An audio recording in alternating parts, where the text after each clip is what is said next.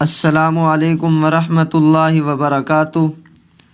آج ایک بہت ہی اہم مسئلہ بیان کرنا ہے، وہ یہ ہے کہ کیا خواتین رمضان المبارک کے روزے پورے کرنے کے لیے حیض روکنے والی ادویات وغیرہ استعمال کر سکتی ہیں یا نہیں،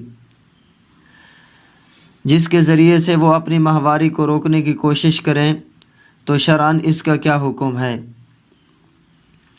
اس سے اگر خون آنا بند ہو جائے تو اس کے روزے صحیح ہیں یا نہیں، اور یہ عمل یعنی دوا وغیرہ کے ذریعے سے خون کا روکنا کیسا ہے؟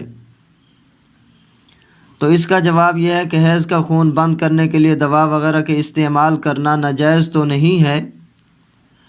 البتہ بسا اوقات طبی لحاظ سے یہ عورت کے لیے نقصان دہ ہوتا ہے،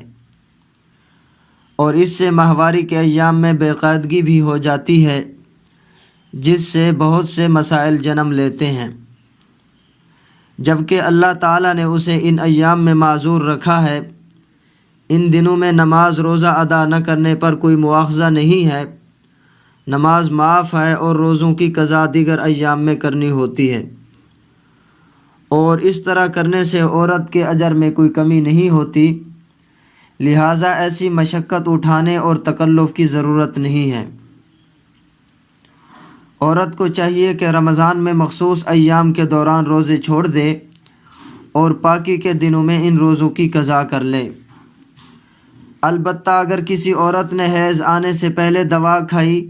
جس سے حیض کا خون نہیں آیا، تو جب تک خون جاری نہ ہو وہ عورت پاک ہی شمار ہوگی، ان ایام میں نماز پڑھے گی اور روزہ رکھے گی، اور اس کا نماز روزہ ادا ہو جائے گا۔